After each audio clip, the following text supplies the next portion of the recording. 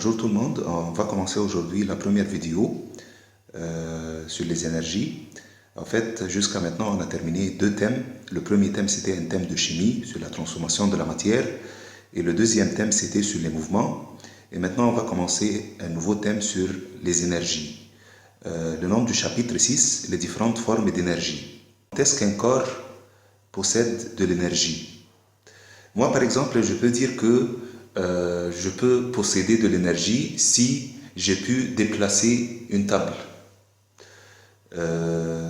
Mais pourquoi? Parce qu'en fait, j'ai fait une action sur la table. Donc, regardons ensemble là la question, quand est-ce qu'un corps possède de l'énergie ou bien contient de l'énergie? On peut dire qu'un corps possède de l'énergie s'il est capable de faire une action. S'il est capable de faire une action. Une personne qui a pu en fait déplacer une table possède de l'énergie. Donc, la personne stocke de l'énergie. Deuxième exemple, le soleil. Le soleil possède de l'énergie. Mais pourquoi? Parce qu'en fait, le soleil peut faire des actions. Comment? Regardez le soleil là. Le soleil a envoyé des rayonnements vers un corps qui se trouve à la surface de la Terre. Avant la présence du soleil, la température du corps était 20 degrés Celsius. Quelques minutes plus tard, la température a augmenté. C'est devenu par exemple 40 degrés Celsius. Donc le soleil a pu faire une action sur le corps, donc on dit que le soleil possède de l'énergie. Très bien. Une remarque de très importante là, l'énergie peut prendre plusieurs formes. Pour mieux comprendre ce que ça veut dire une forme d'énergie, on va faire ensemble une petite activité sur les formes d'énergie qui se trouvent au quotidien. Là, on a 5 photos en fait, et on cherche dans chaque photo les formes d'énergie qui se trouvent au quotidien. Regardons la première photo. La première photo. Une voiture en train de rouler dans la rue avec une certaine vitesse. Okay? Est-ce que cette voiture-là possède de l'énergie? Oui. Quelle forme d'énergie? C'est de l'énergie chimique. Comment? Sous forme de carburant ou d'essence. Donc l'énergie qui se trouve là dans le réservoir de la voiture, c'est de l'énergie chimique. Parce que le carburant ou bien l'essence, c'est une sorte d'énergie chimique, c'est un composé chimique à la fin. Donc, si on regarde aussi dans la photo, on trouve des réverbères qui font quoi? Qui éclairent la rue.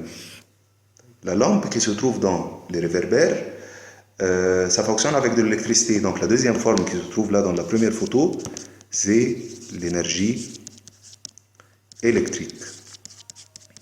Très bien. Énergie électrique. Troisième forme d'énergie. La lampe envoie des rayonnements lumineux.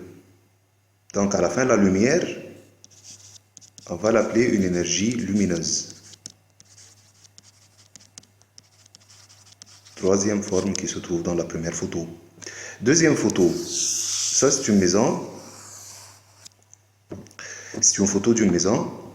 À l'intérieur, on peut trouver des équipements électriques et électroniques.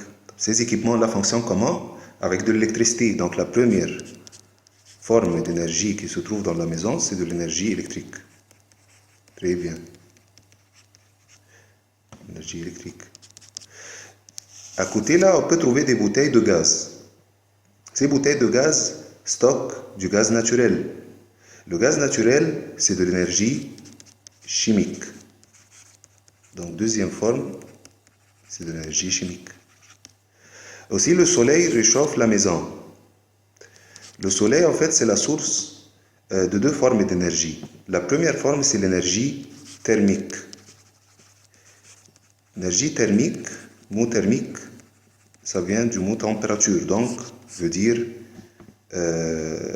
l'énergie de chaleur à la fin. Et aussi, on voit des rayonnements lumineux.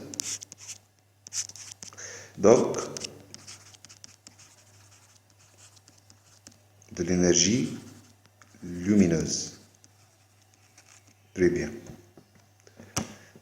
Troisième photo. Un barrage. Comment ça fonctionne le barrage? En fait, le barrage, ça sert à quoi à la fin? De produire de l'électricité. Comment ça fonctionne? Il y en a de l'eau qui coule dans ce sens-là, ok? Et on peut trouver des turbines. Quand ces turbines tournent, ils peuvent produire de l'électricité. L'électricité se trouve où dans la photo? Dans les câbles à haute tension qui se trouvent à côté là. Donc on peut trouver deux formes d'énergie dans la troisième photo. L'énergie du mouvement de l'eau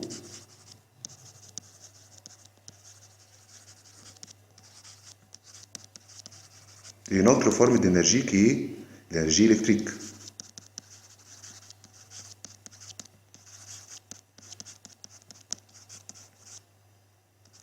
Très bien. Quatrième photo, ça c'est une centrale nucléaire. La centrale nucléaire fonctionne avec un élément qui s'appelle l'uranium. Et à la fin, à quoi sert la centrale nucléaire? C'est de produire toujours l'électricité dans des câbles à haute tension. Là. Donc, à la fin, le but de ce système, c'est de produire de l'électricité. Énergie électrique. À la fin, électrique.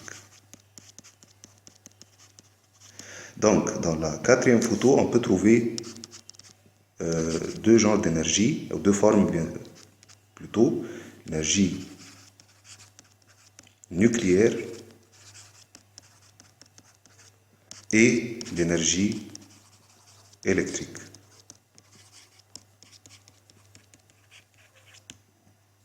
Très bien. Cinquième photo. C'est quoi l'appareil qui se trouve là? C'est en fait l'éolienne. On l'appelle l'éolienne. C'est une sorte de ventilateur qui tourne avec le mouvement du vent. Et quand en fait ça tourne, qu'est-ce qui se passe? On peut produire à la fin de l'énergie électrique. Énergie électrique. Très bien. Et la première forme qu'on peut trouver en fait, c'est l'énergie mécanique du vent.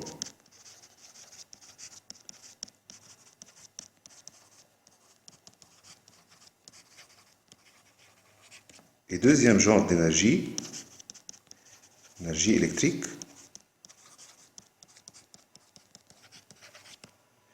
Et si vous voyez à côté là, on a quelques arbres. C'est une sorte d'énergie. On peut brûler en fait les troncs d'arbres pour produire à la fin de l'énergie thermique. On appelle ça quoi? On appelle ça de l'énergie chimique ou la biomasse. L'énergie chimique qui se trouve dans les arbres ou biomasse. La biomasse, très bien. Je vais m'arrêter là parce que je ne veux pas agrandir la taille du fichier. On se voit dans une autre vidéo. À la prochaine. Merci.